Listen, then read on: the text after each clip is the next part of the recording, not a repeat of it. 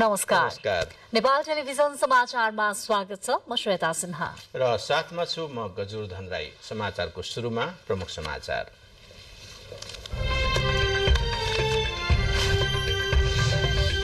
प्रधानमन्त्री प्रचण्डले आज संयुक्त राष्ट्रसङ्घको 78औं महासभालाई सम्बोधन गर्नुहुँदै अमेरिकाबाटै भोलि चीन जाँदै चिनिया राष्ट्रपति र प्रधानमन्त्रीसँग भेटवार्ताको कार्यक्रम। उप प्रधानमन्त्री श्रेष्ठसँग आन्दोलनरत शिक्षक प्रतिनिधिको वार्ता। संसदबाट नै आफ्ना मागको समाधान निकाल्नुपर्ने अडान। आन्दोलनका कारण 70 लाख विद्यार्थी पढाइबाट वञ्चित। कांग्रेस केन्द्रीय कार्यसमितिको बैठकमा पार्टी सभापति, उपसभापति र महामन्त्रीको प्रस्तावमाथि छलफल। नीति अधिवेशन बैठकको मुख्य एजेन्डा हुनुपर्ने नेताहरूको धारणा। नेपालका ज्येष्ठ नागरिकहरूमा बिर्सने र निन्द्रा नपर्ने रोग अल्जाइमर्स बढ्दै 1 लाख बढी रोगी रहेको तथ्याङ्क। जनगणनामा बढेको ज्येष्ठ नागरिकको संख्यासँगै रोगी पनि बढ्दै। क्यानाडाको राजधानी ओटावा स्थित दूतावासबाट दिने भिसा सेवा अर्को सूचना नभएसम्मका लागि भारतद्वारा बन्द। भारत र क्यानाडा बीचको दूरी बढ्दो। र U19 साफ च्याम्पियनसिपमा नेपाल पाकिस्तानसँग 1-0 ले पराजित। नेपालले अब सोमबार मालदिप्ससँग खेल्ने।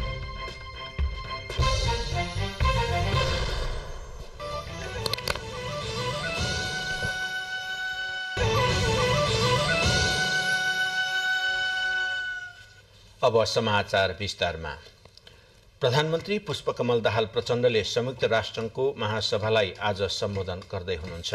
महासभामा सहभागी हुन गत शनिबार न्युयोर्क जानुभएका प्रधानमन्त्रीले आज महासभालाई सम्बोधन गर्न लाग्नुभएको हो। आफ्नो सम्बोधनमा प्रधानमन्त्रीले नेपाल शान्ति स्थापना, लोकतन्त्र र संविधानको कार्यान्वयनमा हासिल गरेको प्रगतिबारे विश्व समुदायलाई जानकारी गराउनुहुनेछ। प्रधानमन्त्रीले शान्ति प्रक्रियालाई टुङ्गोमा पुर्याउन नेपालले गरिरहेको प्रयास र त्यसमा संयुक्त राष्ट्रसङ्घ सहित मित्र राष्ट्रहरूबाट प्राप्त साथ र सहयोगबारे पनि जानकारी गराउनुहुने न्युयोर्क स्थित नेपालको स्थायी नियोगले जनाएको छ। प्रधानमन्त्रीले जलवायु परिवर्तन र त्यसको असरले नेपाल जस्ता पर्वतीय मुलुकहरूलाई पारिरहेको जोखिमबारे पनि विश्व समुदायलाई जानकारी गराउनुहुने कार्यक्रम रहेको बताइएको छ।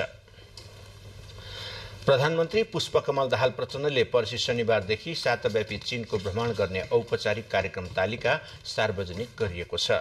परराष्ट्र मन्त्रालयले आज विज्ञप्ति जारी गरी भ्रमण तालिका सार्वजनिक गरेको हो। चीनका प्रधानमन्त्री ली छ्याङको निमन्त्रणामा हुन लागेको भ्रमणमा प्रधानमन्त्रीले राष्ट्रपति सी जिनपिङसँग पनि भेटवार्ता गर्नुहुने कार्यक्रम छ। प्रधानमन्त्रीको भ्रमण टोलीमा गंगा दाहाल, परराष्ट्र मन्त्री नारायण प्रकाश राउत, खानेपानी मन्त्री महेन्द्र राय यादव, भौतिक पूर्वाधार तथा यातायात मन्त्री प्रकाश ज्वाला पनि रहनुहुनेछ। राष्ट्रिय सुरक्षा सल्लाहकार शंकर दास बैरागी, राष्ट्रिय योजना आयोगका उपाध्यक्ष डाक्टर मीन बहादुर श्रेष्ठ, अन्य वरिष्ठ सरकारी अधिकारीहरूका साथै व्यापारिक समुदायका प्रतिनिधिहरूको समेत भ्रमणमा सहभागिता रहने भएको छ। प्रधानमन्त्री प्रचण्डले चिनिया राष्ट्रपतिसँग वाङ झाओमै भेटवार्ता गर्नुहुने कार्यक्रम छ। प्रधानमन्त्रीले चीनको अन्तर्राष्ट्रिय व्यापार परिषद, नेपालको उद्योग वाणिज्य महासंघ र बेइजिङ स्थित नेपाली दूतावासले संयुक्त रूपमा आयोजना गर्ने चीन नेपाल लगानी सम्मेलनलाई पनि सम्बोधन गर्नुहुने कार्यक्रम छ। उप प्रधानमन्त्री एवं गृहमन्त्री नारायण काजी श्रेष्ठले आन्दोलनलाई शान्तिपूर्ण र व्यवस्थित मर्यादित बनाउन आन्दोलनरत शिक्षकहरूलाई आग्रह गर्नुभएको छ। आज बिहान सिंहदरबारमा आन्दोलनरत शिक्षकहरूसँग भएको छलफलमा श्रेष्ठले शिक्षकहरूको माग पूरा गर्न सरकार सकारात्मक रहेको बताउनुभयो। शिक्षकहरूको आन्दोलनका कारण हिजो राजधानीको सवारी आवागमनको अवस्था अस्तव्यस्त भएपछि गृहमन्त्री श्रेष्ठले आन्दोलनकारी शिक्षकहरूलाई सिंहदरबार बोलाउनु भएको थियो। गृहमन्त्रीसँगको छलफल शान्ति सुरक्षाका विषयमा मात्रै केन्द्रित भएको शिक्षक संगठनका अध्यक्ष विष्णुप्रसाद भण्डारीले जानकारी दिनुभयो। उहाँले आफ्ना मागका बारेमा संसदबाट नै समाधान निकाल्नुपर्ने बताउनु भएको छ। छलफलका क्रममा उपप्रधान एवं गृहमन्त्री श्रेष्ठले शिक्षकहरूलाई आन्दोलन फिर्ता लिएर विद्यालय सुचारू गर्न पनि आग्रह गर्नुभएको थियो। शिक्षक महासंघले भने शिक्षा विधेयक फिर्ता नभएसम्म आन्दोलन फिर्ता नहुने स्पष्ट पारेको छ। रोड जाम गर्न पनि भएन। आज सबै कार्यालयहरू पनि खुलेको अवस्था। त्यो खुलेको अवस्थामा कसरी जाँदाखेरि त्यो चाहिँ ठिक हुन्छ भनेर हामी मास धेरै छन्। हामी चाहिँ 70-80 हजार भन्दा बढी शिक्षकहरू छौँ। त्यसले गर्दाखेरि त्यसलाई कसरी जाने भन्नुभयो। हामीले चाहिँ त्यसको लागि अब बानेश्वरबाट यतापट्टि चाहिँ हामी आउँछौँ र माइतीघर मण्डलमा गर्छौँ र उतापट्टिबाट कोरिडोरबाट चलाउनुहोस् भन्ने किसिमले सहमति गरेर आयौँ। अरू धेरै वार्ताहरू भएका छन्। यसैबीच संसदमा पेश भएको शिक्षा विधेयकको विरोधमा पढाउने गुरुहरू नै आन्दोलनमा उत्रिएपछि देशभरका विद्यालयको पठन पाठन अवरुद्ध भएको छ। आन्दोलनका कारण करिब 70 लाख विद्यार्थी पढाइबाट वञ्चित भएका छन्। विद्यार्थीको भविष्यमाथि खेलवाड नगरे समस्याको समाधान खोज्न सबै पक्षबाट आग्रह गरिएको छ। विद्यालय शिक्षा विधेयकको विरुद्धमा भएको शिक्षकहरूको आन्दोलनका कारण यति बेला देशभरिका विद्यालयहरू बन्द भएका छन्। विद्यालय बन्द भएका कारण करिब 70 लाख बालबालिकाहरू पठन पाठनबाट वञ्चित भएका छन्। विद्यालय शिक्षा विधेयकको विरुद्धमा शिक्षकहरूले माइतीघरदेखि नयाँ बानेश्वरसम्म सडक आन्दोलन गरेका छन्। विद्यालय बन्द भएपछि विद्यार्थीहरू विद्यालय आए पनि फर्किनु परेको थियो।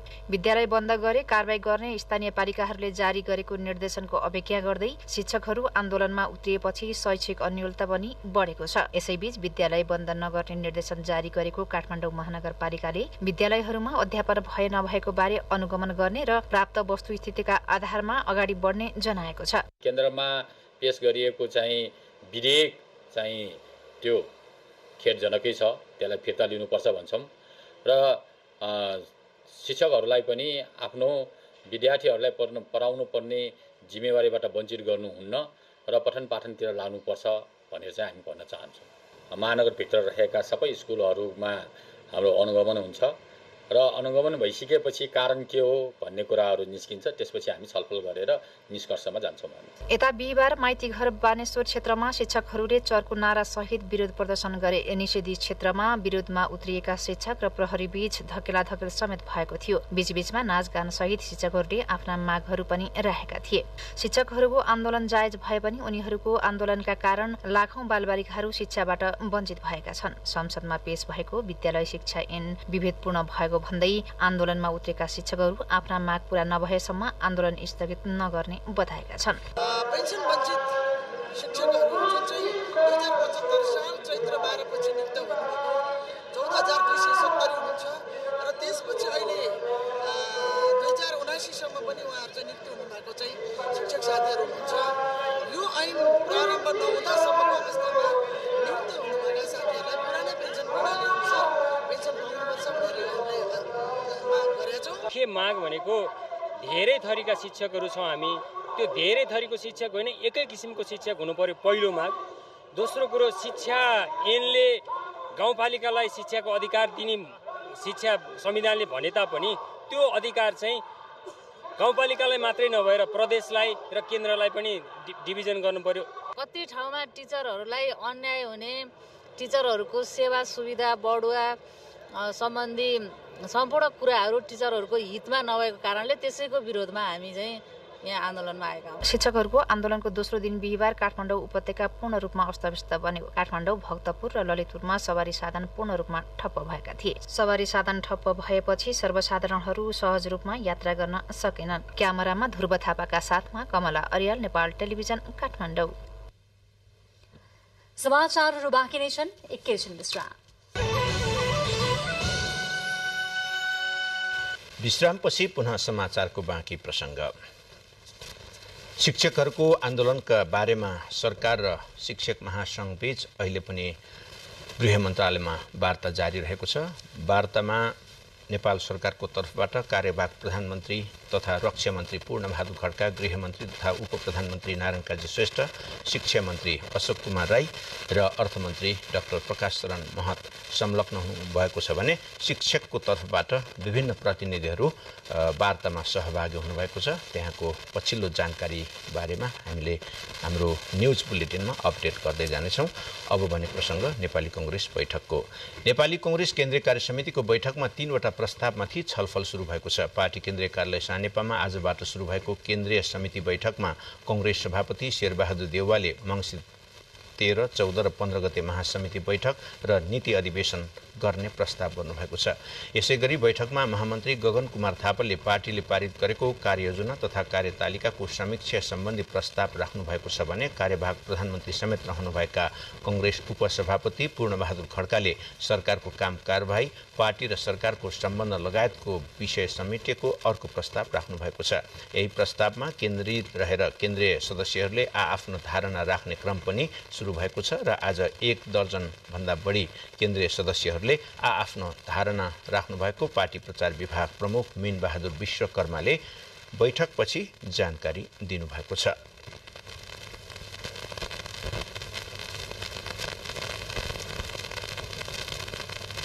एउटा महासमितिको बैठक जसले नीति महाधिवेशनको समेत काम गर्ने गरी महासमितिको बैठक मङ्सिरको 13, 14, 15 गते काठमाडौँमा गर्ने प्रस्ताव आएको छ।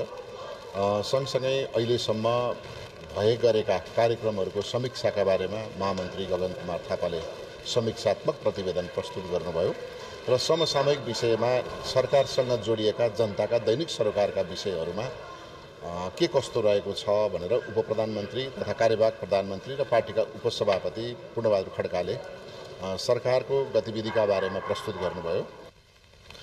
कांग्रेस केन्द्रीय समिति बैठकले नीति अधिवेशन तथा महासमिति बैठकको मुख्य एजेन्डा बनाउनु पर्ने र देशको अहिलेको परिस्थितिमा नेपाली कांग्रेसको आन्तरिक एकता अझ बलियो बनाउँदै मुलुकको समस्या समाधानका लागि कांग्रेस लाग्नुपर्ने कांग्रेस नेता अर्जुननाथ सिंह केसीले जानकारी दिनुभएको छ।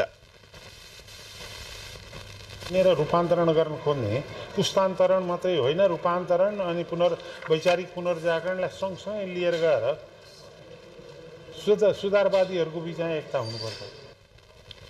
यसैगरी सातै प्रदेशका सभापतिहरूले एकीकृत रूपमा नेपाली कांग्रेसको प्रदेश संरचना बलियो बनाउनु पर्ने प्रस्ताव अघि सार्नु भएको छ। कोशी प्रदेशका सभापति उद्धव थापाले प्रदेशसँग क्रियाशील सदस्यता दिनेसम्म अधिकार नहुँदा प्रदेश संरचना कमजोर बनेको भन्दै 5 बुँदे प्रस्ताव राखेको जानकारी दिनुभएको छ।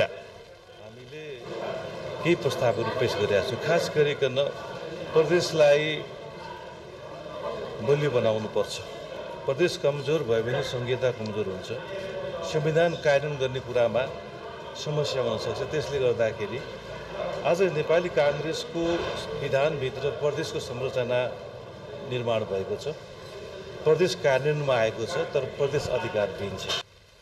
नेपाली कांग्रेस केन्द्रीय समिति बैठक भोलि 11 बजे पार्टी कार्यालय सानेपामा पुनः बस्ने गरी आजको बैठक सकिएको छ। नेकपा एकीकृत समाजवादीका अध्यक्ष माधव कुमार नेपालले अन्तर्पार्टी निर्देशनमा देखिएका विवादलाई छलफलबाटै समाधान गरिने बताउनु भएको छ। केन्द्रीय कार्यसमितिमा थप 21 जना सदस्यको पार्टी कार्यालयमा आज आयोजित शपथ ग्रहण कार्यक्रममा अध्यक्ष नेपालले पार्टी निर्देशनमा भएका मतभेद तथा केही प्रश्न आएको भन्दै पार्टीभित्रैबाट समस्या हल गरिने बताउनुभयो। पार्टीभित्रको विषय सडकमा लाने काम पार्टीको अनुशासन बुझेको जिम्मेवार नेता तथा कार्यकर्ताले गर्न नहुनेमा जोड दिँदै अध्यक्ष नेपालले प्रदेश, क्षेत्र र भूगोलको सन्तुलन मिलाउँदा केही अग्रज नेता छुटेकाले उनीहरूलाई अन्य जिम्मेवारी प्रदान गरिने स्पष्ट गर्नुभयो। स्वास्थ्य तथा जनसङ्ख्या मन्त्री मोहन बहादुर बस्नेतले बागमती प्रदेशको स्वास्थ्य मन्त्रालयले सञ्चालन गरिरहेको कार्यक्रमको प्रशंसा गर्नुभएको छ। बागमती प्रदेश स्वास्थ्य मन्त्रालयद्वारा बिहिबार वीर अस्पतालमा आयोजित एक कार्यक्रममा बोल्ने क्रममा स्वास्थ्य मन्त्री बस्नेतले केन्द्रीय स्वास्थ्य तथा जनसङ्ख्या मन्त्रालयले गरे जस्तै विपन्न र गरिबको सहज स्वास्थ्य उपचारमा गरिरहेका काम प्रशंसनीय भएको बताउनु भएको हो। मन्त्री बस्नेतले विपन्न जनतालाई सहज उपचार उपलब्ध गराउने अभियानमा बागमती प्रदेशले क्यान्सरका बिरामीलाई केन्द्र सरकारले दिने प्रति व्यक्ति 1 लाख रुपियाँ सहुलियतमा थप 50,000 रुपियाँ उपलब्ध गराइरहेको जानकारी लिनुभयो।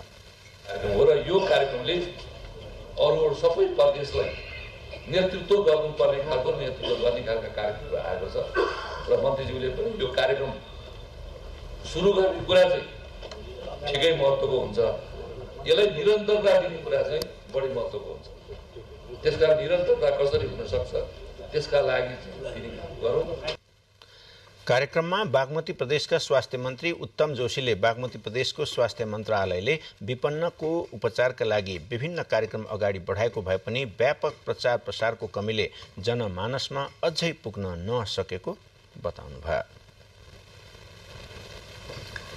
आज 30औं विश्व अल्जाइमर चेतना दिवस। नेपालमा पनि समयमै पहिचान गरौं र समयमै उपचार गरौं भन्ने नाराका साथ विभिन्न कार्यक्रम गरी यो दिवस मनाइएको छ।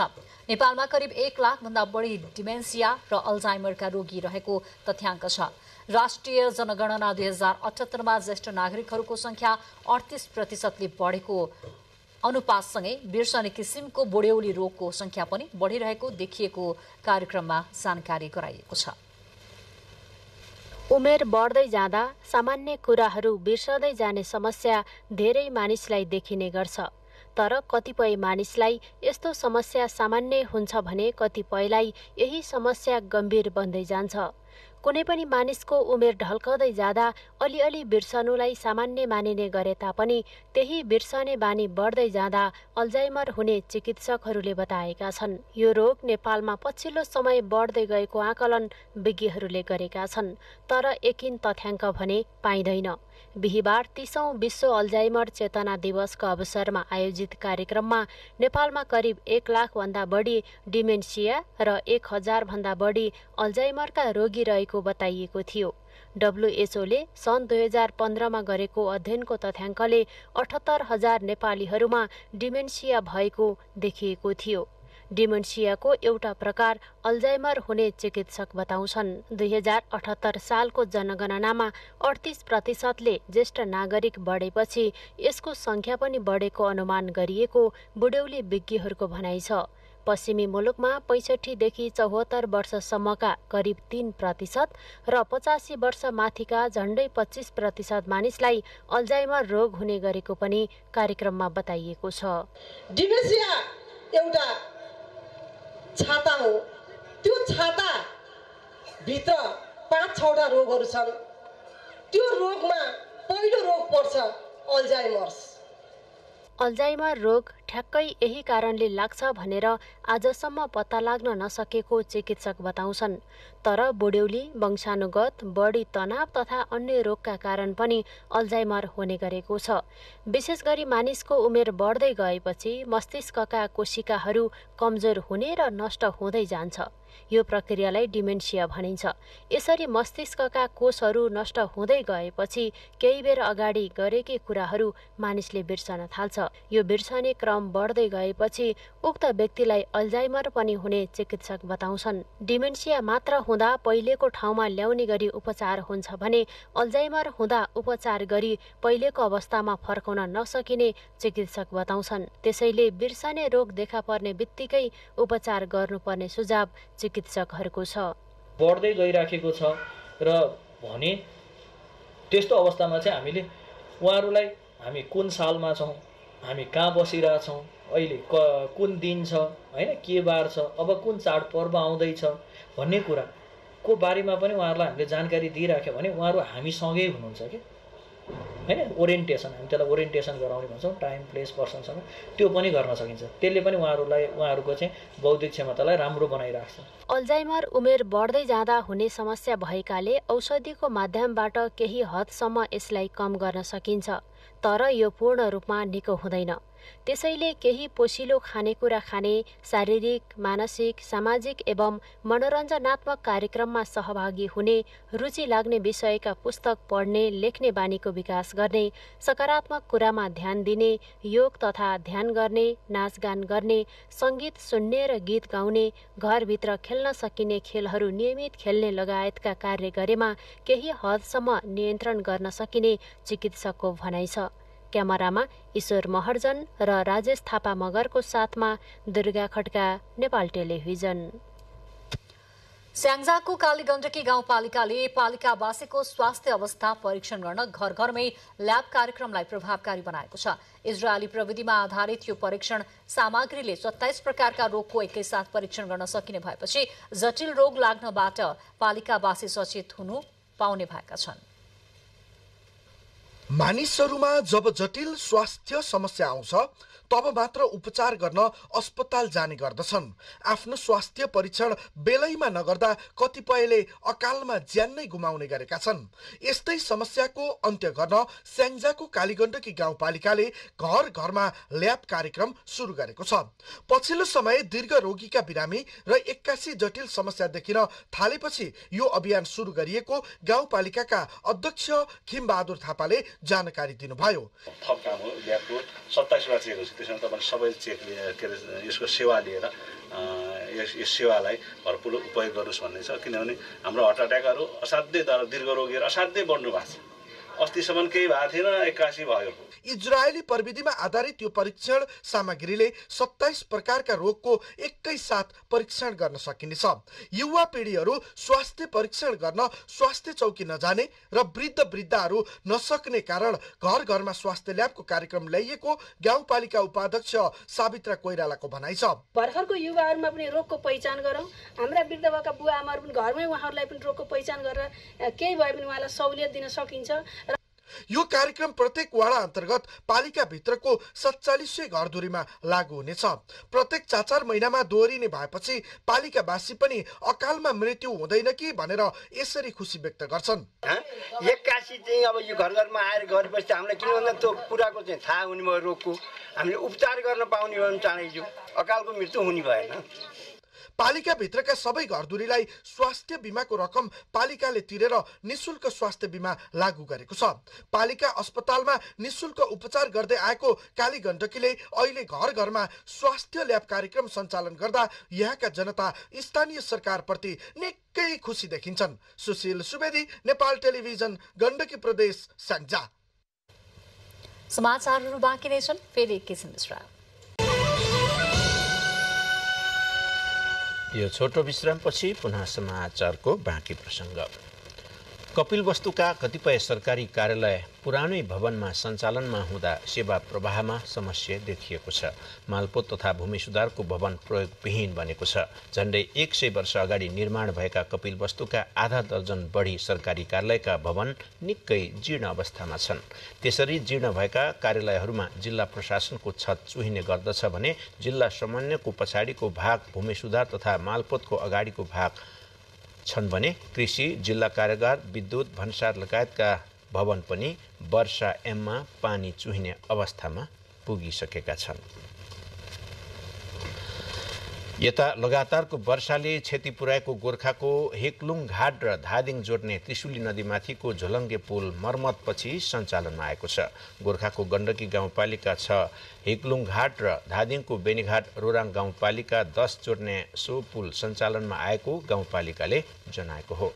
लगातार वर्षाका कारण त्रिशुली नदीमा आएको बाढीले गत साउन 29 गते राति पुलमा क्षति पुर्याएको थियो। स्थानीय पूर्वाधार विकास तथा कृषि सडक विभाग अन्तर्गतको सस्पेन्सन ब्रिज डिभिजन पुल्चोक ललितपुरको प्राविधिक टोलीले पुल मर्मत गरेको गाउँपालिका अध्यक्ष दीपक तिमिल सिन्हाले जानकारी दिनुभएको छ। सल्यानमा आधा शरीर जलेको अवस्थामा सब फेला परेको आमा छोरीको हत्या भएको पुष्टि भएको छ। प्रहरीले हत्यामा संलग्न भएको आरोपमा सिद्धकुमाख 2 खानी गाउँका 28 वर्षीय कर्ण बहादुर बस्नेतलाई पक्राउ गरेको छ। प्रहरीले आज पत्रकार सम्मेलन गरी हत्यामा संलग्न भएको बस्नेतलाई सार्वजनिक गरेको हो। बस्नेतले आरोप स्वीकार गरेको प्रहरीले जनाएको छ। 7 वर्ष अघि प्रेममा परेको र आफू विदेशमा रहेको बेला प्रेमिकाले अर्कैसँग विवाह गरेपछि त्यसैको रिसिभी स्वरूप हत्या गरेको बस्नेतले बताएका छन्। उनी विदेशबाट 26 गते नेपाल फर्किए गते 29 गते 32 वर्षीय रेवती थापा र उनकी 9 महिनाकी छोरी ऋतुको हत्या गरेका थिए। पोखरामा बन्द अवस्थामा रहेको वातावरण मैत्री सप्ताह गृह सञ्चालनमा ल्याउनुपर्ने माग गरिएको छ। निर्माण भइसकेको सप्ताह गृह प्रयोगमा आउन नसक्दा नदी तटीय क्षेत्रमा अव्यवस्थित ढङ्गले अन्त्येष्टि गर्ने गरिएको छ। पर्यटकीय सहर पोखरामा निर्माण भएको वातावरण मैत्री सप्ताह गृह हाल सञ्चालनमा आउन नसक्दा समस्या भएको छ, जसकारण त्यहाँ स्थित सेती नदी लगायत केही खोला आसपासको तटीय क्षेत्रमा जथाभावी ढङ्गले सबको अन्त्येष्टि गर्ने गरिएको छ। पोखरा शान्तिघाट स्थित उक्त गृह पूर्ण प्रदूषण रहित नबनेको भन्दै केही स्थानीयले विरोध जनाएसँगै पछिल्लो 3 वर्षदेखि उक्त गृह बन्द अवस्थामा छ। करिब 10 वर्ष पहिले रु 1 करोड 50 लाख लागत तथा जनसहभागितामा निर्माण गरिएको उक्त गृहलाई मर्मत गरेर गुनासो नआउने व्यवस्थाका साथ सञ्चालन गर्नुपर्ने शान्तिघाट विकास समितिका संस्थापक अध्यक्ष भक्तराज श्रेष्ठले बताउनुभयो। खोलाउनको लागि यो जुन अन्त्येष्टि गृह बनिरहेको थियो त्यो अहिले लगभग 3 वर्ष भयो 150वटा लास सम्पन्न भइसकेको अवस्थामा अहिले स्थगित भइरहेको छ। त्यहाँ करिब 6 रोपनी जग्गा भाडामा लिई समितिले अन्त्येष्टि कक्ष लगायत श्रद्धाञ्जली हल, कपाल मुण्डन गर्ने तथा नुहाउने ठाउँ, मलामी विश्राम गृह, क्रिया कर्मस्थल लगायतका संरचना निर्माण गरेको छ। विगतमा उक्त शब्दह गृह प्रयोगमा आउँदा आरामदायी हुने गरेको, जसकारण समय, पैसा लगायतका कुराहरू समेत बचत हुने गरेको पोखरेलीको अनुभव छ। सफा भयो, सब मलाई चिको भयो हैन, आरामदायी भयो। पोखरेलीले वातावरण मैत्री शब्दह गृह अन्तर्गत हाल भएको चिम्नीको फिल्टर सहित उचाइ बढाई शीघ्र सञ्चालनमा ल्याउनु पर्ने माग गर्नुभएको छ, जसमार्फत वातावरण प्रदूषण कम हुनुका साथै अन्त्येष्टिमा लाग्ने समय, आर्थिक व्यवहार लगायतमा पनि कमी आउने पोखरेलीको विश्वास छ। नेपाल टेलिभिजन समाचारका लागि श्रीभद्र पौडेल, गण्डकी प्रदेश, कास्की, पोखरा। बुलेटिनमा प्रमुख समाचार पुनः एकपटक।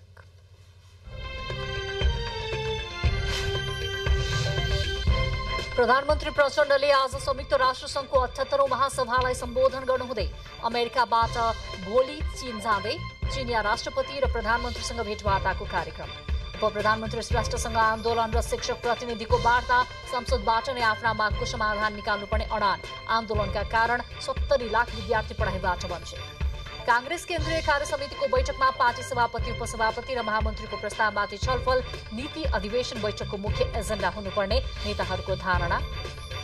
नेपालका ज्येष्ठ नागरिकहरूमा बिर्सने र निन्द्रा नपर्ने रोग अल्जाइमर बढ्दै 1 लाख बढी रोगी रहेको तथ्याङ्क। जनगणनामा बढेको ज्येष्ठ नागरिकको संख्यासँगै रोगी पनि बढ्दै। क्यानाडाको राजधानी ओटावा दूतावासबाट दिने भिसा सेवा अर्को सूचना 9 भएसम्मका लागि भारतद्वारा बन्द, भारत र क्यानाडा बीचको दूरी बढ्दो। र अन्डर-19 साफ च्याम्पियनसिपमा नेपाल पाकिस्तानसँग 1-0 पराजित, नेपालले अब सोमबार मालदिप्ससँग खेल्छ।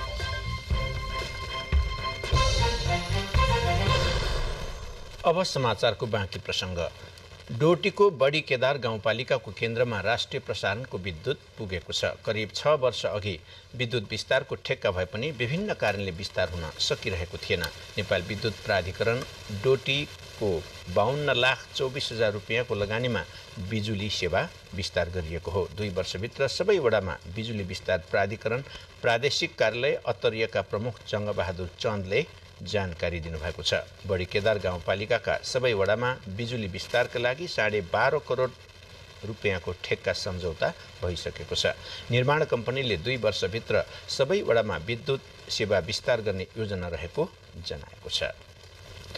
विश्वभरका बुद्ध मार्गी एवं शान्ति प्रेमीहरूको आस्थाको केन्द्र बनिरहेको काभ्रे पलाञ्चोकमा रहेको नवबुद्धको प्रचार प्रसारका लागि काठमाडौँको स्वयम्भूदेखि नवबुद्धसम्म शान्ति पदयात्रा गरिने भएको छ।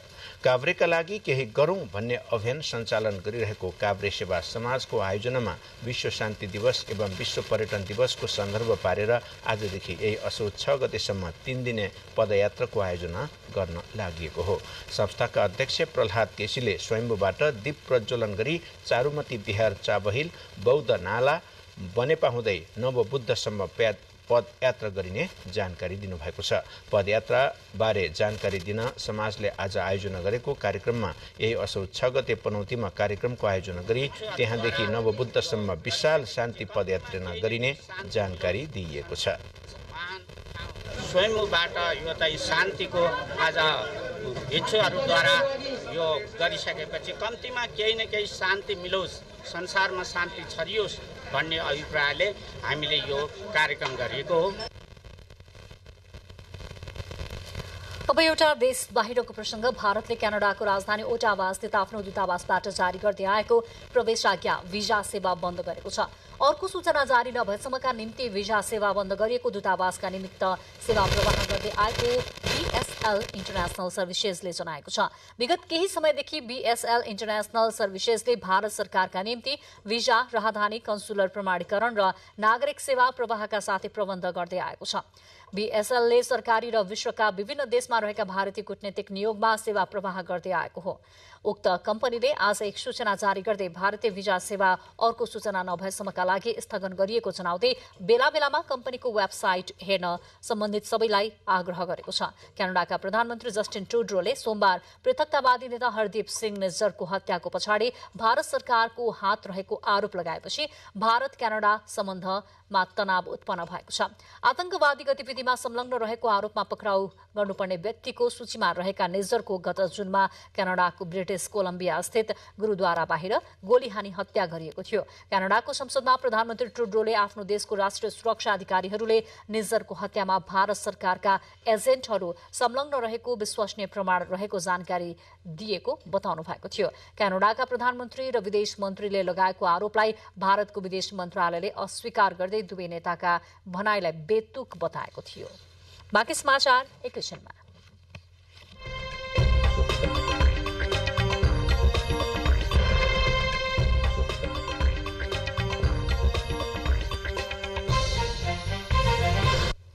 समाचारको क्रममा अब आर्थिक समाचारको प्रसंग।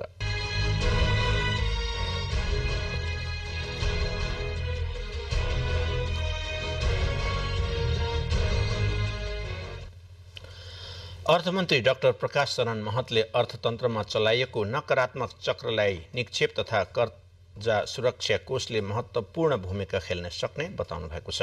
कोषको 50औं वार्षिक उत्सव कार्यक्रमलाई सम्बोधन गर्ने क्रममा मन्त्री डाक्टर महतले यसका लागि निजी हितले पनि सकारात्मक सोच फैलाउनु पर्नेमा जोड दिनु भएको छ। अर्थमन्त्री डाक्टर महतले समस्या सम्बोधनका लागि सरकारले सहजीकरण गर्ने काममा कमी हुन नदिने गरी काम गरिरहेको उल्लेख गर्दै देशमा पर्यटन आगमन बढेसँगै विदेशी मुद्रा सञ्चित विप्रेषण प्रभाव पनि बढिरहेको जानकारी दिनुभएको छ।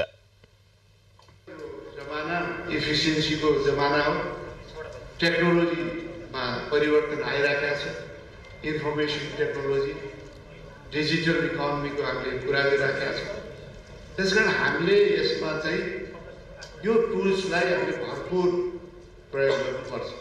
यसले हाम्रो कस्ट, ट्रान्ज्याक्सन कस्ट कम गर्छ र आम त्यस्ता साना उद्योग व्यवसायी र डिपोजिटरहरूलाई चाहिँ सहज रूपमा यो सिस्टममा जोड्न सक्दछ।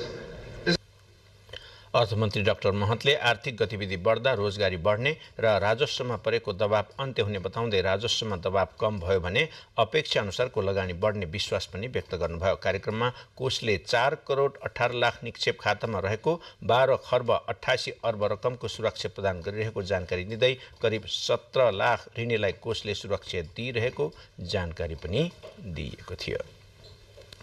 नेपाल राष्ट्र ब्याङ्कले भोलि 10 अर्ब रुपैयाँको 5 वर्ष अवधिको विकास ऋण पत्र खुलाउने भएको छ।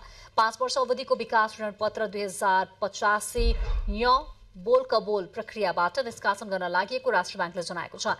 ब्याङ्क तथा वित्तीय संस्था, गैर ब्याङ्क वित्तीय संस्था, बीमा कम्पनी, संगठित संस्था तथा सर्वसाधारण नागरिकले यो विकास ऋण पत्र खरिद गर्न पाउनेछन्। यो ऋण पत्र धितो राखी ब्याङ्क तथा वित्तीय संस्थाबाट कर्जा लिन समेत पाइनेछ। यही असोज 5 गते मध्याह 12:30 बजेदेखि बोल कबोल हुने ऋण पत्र असोज 7 गते निष्कासन हुनेछ।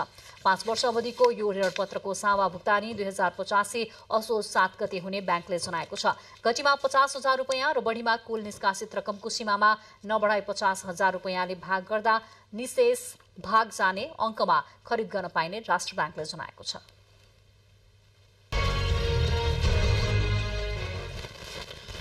अबको प्रसंग खेलकुद समाचारको।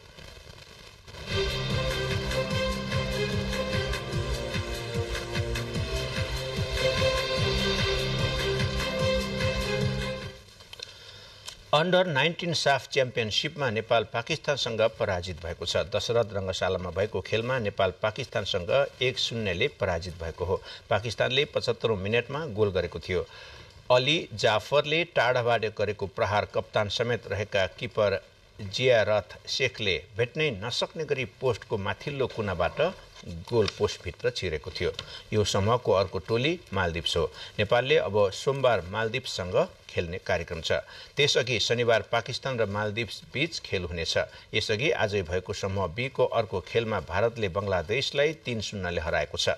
दशरथ रंगशालामै भइरहेको च्याम्पियनशिपको पहिलो खेलमा भारतले बंगलादेशलाई 3-0 गोलले हराएको हो। जितसँगै समूह बी मा रहेको भारतले 3 अङ्क जोडेको छ। यस समूहमा भारत र बंगलादेश सहित भुटान रहेको छ।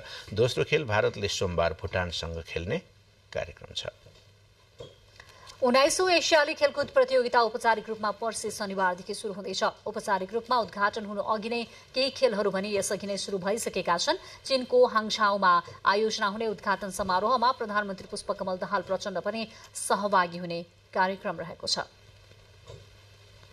औपचारिक रूपमा प्रतियोगिता शुरू हुन बाँकी भए पनि 19औं एसियाली खेलकुदका केही प्रतियोगिताहरू यस अघि नै शुरू भइसकेका छन्।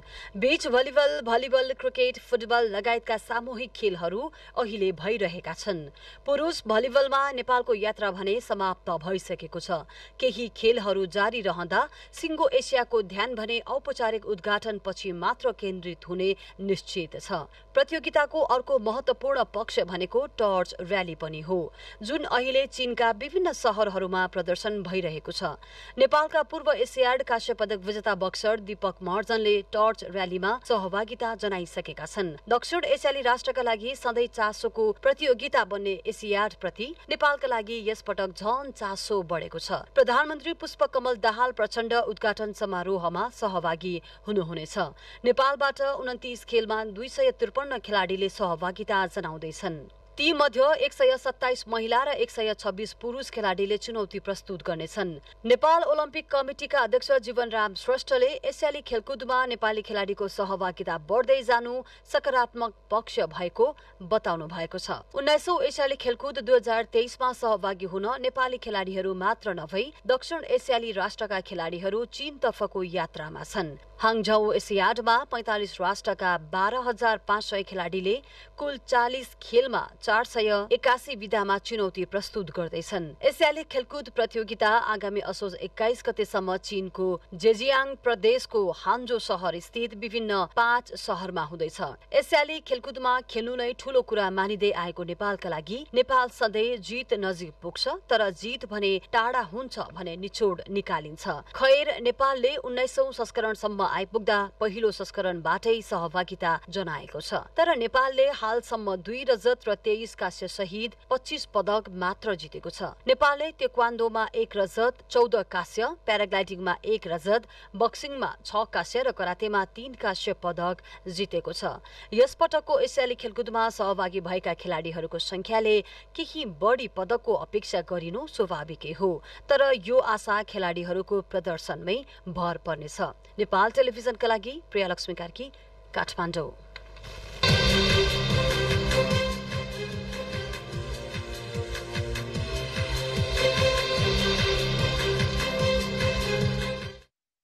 अब मौसम। देशभर आज राति आंशिकदेखि सामान्य बदली रहनेछ। कोशी, मधेस, बागमती, गण्डकी र लुम्बिनी प्रदेशहरूका केही स्थानहरूमा, बाँकी भूभागको थोरै स्थानहरूमा मेघ गर्जन, चट्याङसहित हल्कादेखि मध्यम वर्षाको सम्भावना रहेको छ। कोशी, गण्डकी प्रदेशको 1 वा 2 स्थानमा भारी वर्षाको सम्भावना पनि रहेको छ। कोशी प्रदेशको तराई भूभागका 1-2 स्थानमा हावाहुरी पनि हुन सक्ने सम्भावना रहेको मौसम पूर्वानुमान महाशाखाले जनाएको छ। अब मौसम सम्बन्धी थप विवरण।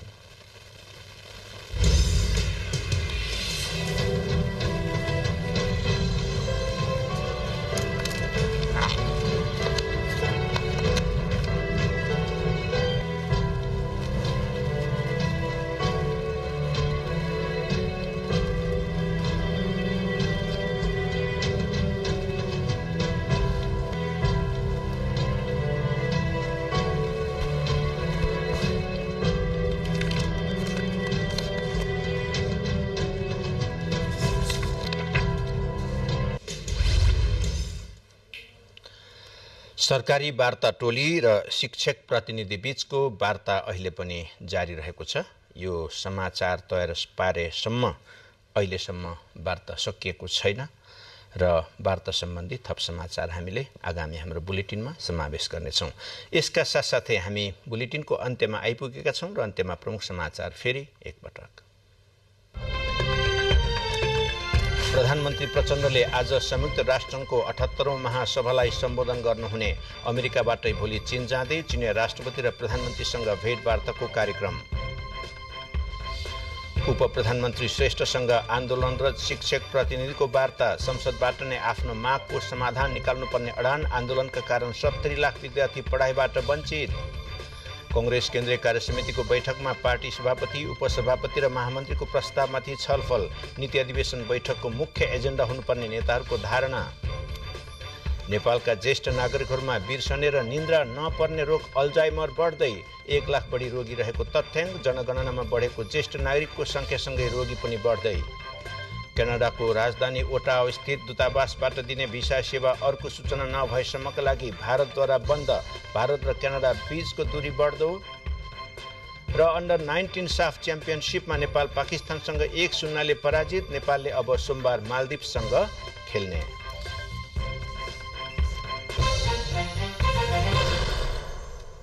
हस्त राति 8 बजेको नेपाल टेलिभिजनबाट प्रसारण हुने समाचार अहिलेलाई सकिन्छ। हामी सबै आगे चाहन्छौँ। नमस्कार।